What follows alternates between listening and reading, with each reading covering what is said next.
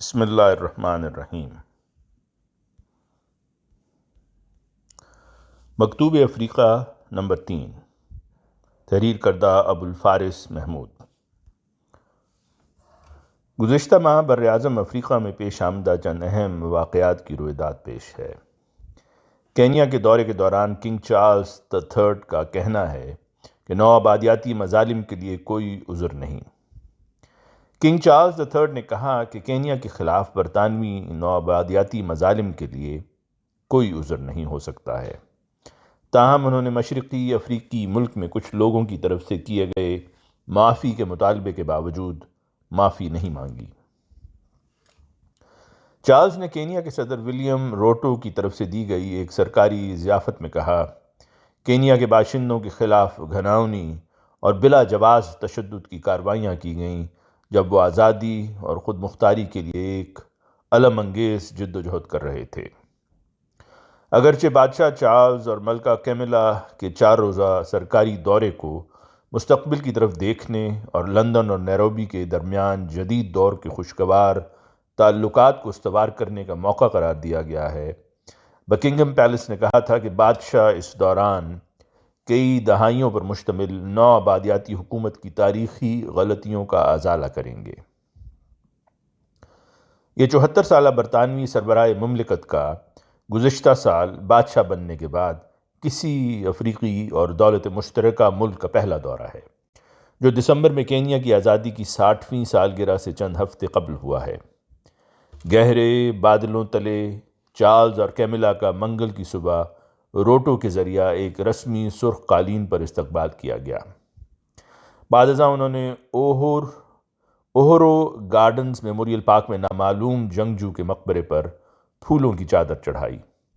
سواحیلی میں اوہورو کا مطلب ہے آزادی، اور یہ سائٹ کینیا کی ہنگامہ خیز تاریخ میں ڈوبی ہوئی ہے۔ 12 دسمبر 1963 کی نصف شب وہاں آزادی کا اعلان کیا گیا۔ برطانیہ کا جھنڈا نیچے کر دیا گیا اور اس کی جگہ کینیا کے سیاہ، سرخ، سبز اور سفید جھنڈے لگا دیے گئے۔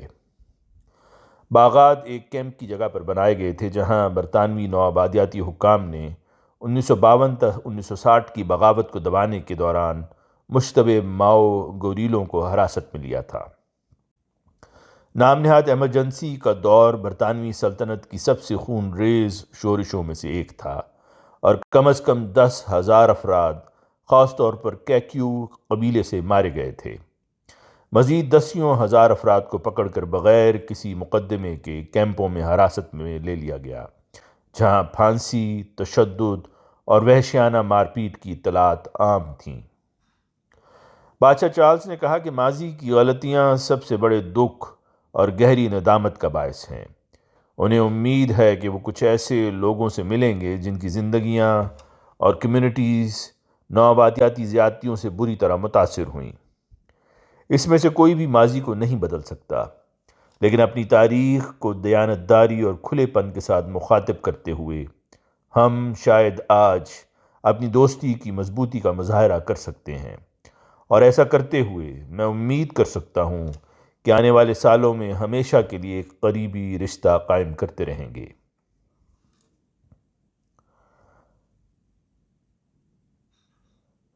ایک چوری شدہ افریقی گیبون ماس کی قیمت میں 2.8 ملین فیصد اضافہ۔ بی بی سی کی ایک رپورٹ کے مطابق منگل 31 اکتوبر کو ایک سیکنڈ ہینڈ چیزیں بیچنے والے ڈیلر کو فرانس کی ایک عدالت میں پیش کیا گیا، جس پر ایک بوڑھے جوڑے نے جو 80 کی دہائی میں ہیں اور وسطی فرانس میں رہتے ہیں مقدمہ کیا ہے کہ 2021 میں اس ڈیلر نے ان سے گیبون ماس 150 یورو جو تقریباً $130 کی حقیر قیمت میں دھوکے سے خریدا، اور بعد میں اسے 42 لاکھ یوروز میں بیچ دیا۔ کہانی اس وقت شروع ہوئی جب اس جوڑے نے ڈیلر سے کہا کہ وہ جنوبی قصبے ایلیس کے قریب اپنا چھٹی والا گھر خالی کر دے۔ یہ گھر 20ویں صدی کے اوائل میں ایک نوآبادیاتی منتظم رینی وکٹر فورنیر کا تھا۔ تب یہ لکڑی کا ماسک الماری سے ملا۔ ڈیلر کا کہنا ہے کہ جب اس نے اسے خریدا تو اسے اندازہ نہیں تھا کہ یہ کتنا قیمتی ہے۔ مارچ سن 2022 میں مونٹ پیلیئر شہر میں ہونے والی نیلامی کے بارے میں پڑھتے ہوئے جوڑے کو معلوم ہوا کہ یہ 19ویں صدی کا ایک نایاب NGI ماسک تھا جسے گبون کے فینگ لوگوں نے بنایا تھا۔ نیلامی کیٹلاگ میں کہا گیا ہے کہ اسے 1917 کے آس پاس فورنیر نے نامعلوم حالات میں جمع کیا تھا۔ ایک ماہر نے اس وقت کہا تھا کہ فینگ ماسٹرز نے ایسی صرف 10 اشیاء بنائی ہیں اور یہ ماسک لیونارڈو ڈا ونچی کی پینٹنگ سے زیادہ نایاب ہے۔ ماسک کی نیلامی کرنے والوں نے ابتدائی طور پر 3 لاکھ یورو کی قیمت رکھی تھی، تاہم ایک نامعلوم بولی دہندہ نے اسے 42 لاکھ یوروز میں خریدا۔ اس کے بعد جوڑے نے فروخت کو منسوخ کرنے کے لیے دیوانی مقدمہ چلایا۔ گبون کی حکومت نے عدالت سے کارروائی روکنے کے لیے کہا اور ماسک واپس کرنے کی استدعا کی۔ گبونی حکومت نے دلیل دی ہے کہ ماسک پہلے چوری ہوا تھا اور اسے گھر واپس کیا جانا چاہیے۔ یاد رہے کہ سن 2020 میں فرانسیسی پارلیمنٹ نے سینیگال اور بینین کے ان قیمتی نوادرات کو واپس کرنے کے حق میں ووٹ دیا جو نو آبادیاتی دور میں لوٹے گئے تھے۔ فرانس میں تقریباً 90,000 افریقی نوادرات ہیں، جن میں سے زیادہ تر سب سہارا افریقہ سے ہیں۔ ماؤڈ کیلس، ایک معمر مشنری کی وفات۔ Democratic republic of Congo DRC میں کئی دہائیوں تک نرسوں کی تربیت کرنے والی کاؤنٹی ٹائرون کی سابق مشنری نرس ماؤڈ کیلس کا 84 سال کی عمر میں انتقال ہو گیا۔ محترمہ کیلس نے تقریباً نصف صدی تک افریقی ملک میں خدمات انجام دیں۔ وہ 1968 میں ایک مشنری نرس کے طور پر پہنچی تھیں، 5 ہسپتالوں اور 30 مراکز صحت پر کام کیا۔ جنوری سن 2015 میں وہ DRC کے شمال مشرق میں میولیٹا میں اپنے گھر پر ڈاکے کے دوران گولی لگنے سے شدید زخمی ہو گئی تھیں۔ شوٹنگ کا واقعہ ان کے مشنری کام کے لیے نئے سال کی اعزازی فہرست Officer of the Order of the British Empire حاصل کرنے کے چند دن بعد ہوا۔ مس کیلس، جو اس وقت 75 سال کی تھیں، پھیپھڑے کے انتہائی قریب ایک گولی لگی تھی، لیکن صحت یابی کے بعد وہ DRC میں واپس آ گئیں اور 80 کی دہائی کے اوائل تک اپنا امدادی کام جاری رکھا۔ اس کاؤنٹی کے آخری دورہ پر پچھلے سال ہی وہ ضرورت مندوں کے لیے پیسے اور ادویات لے کر آئی تھیں۔ ابھی حال ہی میں وہ world wide evangelization for Christ WEC international mission agency کے لیے بطور مشنری کام کر رہی تھیں۔ ملیتا میں شوٹنگ سے بچ جانے کے 4 ماہ بعد وہ بکنگم پیلس گئیں، جہاں پرنس ولیم نے انہیں OBE اعزاز پیش کیا۔ یہ award democratic republic of Congo میں لوگوں کے لیے خدمات کے لیے تھا۔ جنوبی افریقہ برڈ فلو کی لپیٹ میں۔ برڈ فلو پولٹری اور جنگلی پرندوں کی ایک متعدی بیماری ہے۔ یہ چند دنوں کے اندر گھریلو پرندوں کے پورے گروپ میں پرندوں کے گرنے اور تھوک کے ذریعے یا آلودہ خوراک اور پانی کے ذریعے پھیل سکتا ہے۔ اس وبا کی وجہ سے انڈوں اور مرغیوں کی قلت اور حالیہ دنوں میں موزمبیق میں بشمول دارالحکومت ماپوتو میں قیمتوں میں تیزی سے اضافہ ہوا ہے۔ وسط اکتوبر میں پڑوسی ملک موزمبیق نے جنوبی افریقہ سے درآمد شدہ تقریباً 45,000 سے زائد متاثرہ مرغیاں ذبح کر کے جلا دیں اور دفن کر دیں۔ حکومت نے موزمبیق کے دیگر حصوں میں وبا کے مرکز مورومبین سے مرغیوں، انڈوں اور جانوروں کے کھانے کی ترسیل کو بھی روک دیا ہے۔ حکام نے مرغیوں کو جلایا ہے تاکہ لوگوں کو ذبح کرنے کے بعد انہیں خریدنے اور کھانے سے روکا جا سکے۔ نیمیبیا نے ستمبر میں جنوبی افریقی پولٹری کی درآمد پر بھی پابندی لگا دی تھی۔ لیسوتھو ایک پہاڑی ملک ہے جو مکمل طور پر جنوبی افریقہ سے گھرا ہوا ہے۔ لیسوتھو کی حکومت نے ملک سے پولٹری کی تمام درآمدات پر پابندی عائد کر دی تھی۔ اس وبا کی وجہ سے جنوبی افریقہ کے کئی ممالک میں انڈے اور مرغی کے گوشت کی قلت پیدا ہو گئی تھی۔ جنوبی افریقی پولٹری ایسوسی ایشن کے مطابق جنوبی افریقہ اپنے ایک بدترین برڈ فلو کی وبا سے نبرد آزما رہا ہے، جس نے پولٹری فارمز کو 70 لاکھ انڈے دینے والی مرغیوں کو مارنے پر مجبور کیا، جو کہ ملک کے مجموعی اسٹاک کا 20 سے 30% بنتا ہے۔ رگبی ورلڈ کپ جیتنے پر جنوبی افریقہ میں عام تعطیل۔ جنوبی افریقہ کے صدر سیرل رامافوسا نے ہفتے کے روز پیرس میں 2023 کا رگبی ورلڈ کپ جیتنے کے بعد ملک میں عام تعطیل کا اعلان کیا ہے۔ اسپرنگ باکس نے ہفتے کے آخر میں اپنی چوتھی رگبی ورلڈ کپ جیتنے کا دعویٰ کیا۔ نیوزی لینڈ کو 1 پوائنٹ یعنی 11-12 سے 12 کے مقابلے پہ نیوزی لینڈ 11 گول کیے تھے، اس سے شکست دی۔ صدر نے کہا کہ انہوں نے یہ فیصلہ پیر کو ملک گیر خطاب میں اسپرنگ باکس کی اہم کامیابی کے جشن میں کیا ہے۔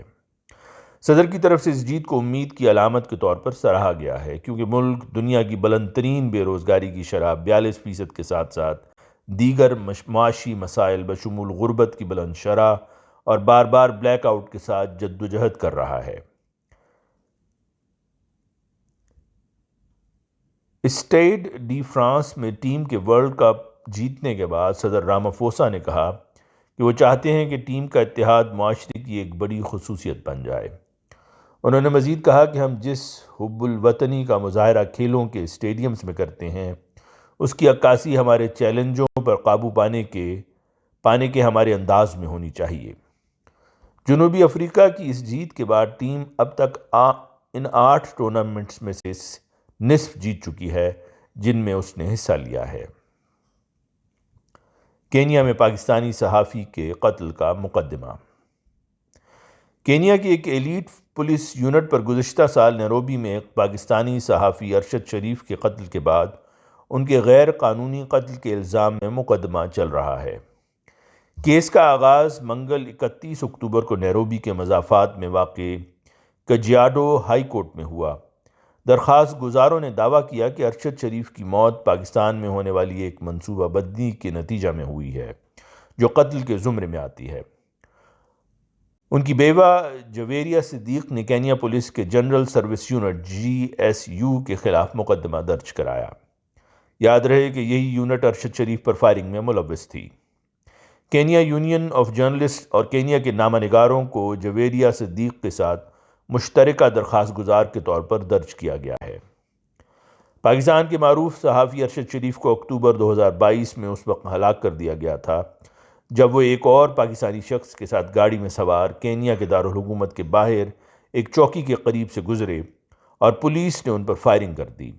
نیروبی پولیس نے شوٹنگ پر افسوس کا اظہار کرتے ہوئے موقف اختیار کیا کہ یہ بچوں کے اغوا کے کیس میں ملوث اسی طرح کی کار کی تلاش کے دوران غلط شناخت کا معاملہ تھا۔ لیکن پاکستانی تفتیش کاروں کی ایک ٹیم نے بعد میں کہا کہ یہ قتل ایک منصوبہ بندی کا قتل تھا۔ عدالت میں مدعیان نے کینیا کے حکام پر الزام لگایا ہے کہ وہ ارشد کی غیر قانونی موت میں ملوث افسران کے خلاف قانونی چارہ جوئی کرنے میں ناکام رہے اور شریف خاندان سے عوامی معافی کا مطالبہ کیا۔ اسلام آباد میں پولیس نے کینیا میں مقیم ان 2 پاکستانی تاجروں پر ان کے قتل میں ملوث ہونے کا الزام عائد کیا ہے جنہوں نے وہاں ارشد شریف کی میزبانی کی تھی۔ اس کیس پر انسانی حقوق کے گروپوں کی جانب سے بین الاقوامی تنقید بھی ہوئی ہے۔ نائجیریا کی سپریم کورٹ نے تینوبو کی صدارتی جیت کی توثیق کر دی۔ نائجیریا کی سپریم کورٹ نے صدر بولا احمد تینوبو کے انتخاب کو برقرار رکھتے ہوئے صدارتی دوڑ پر کئی مہینوں سے جاری قانونی لڑائی کا خاتمہ کر دیا ہے۔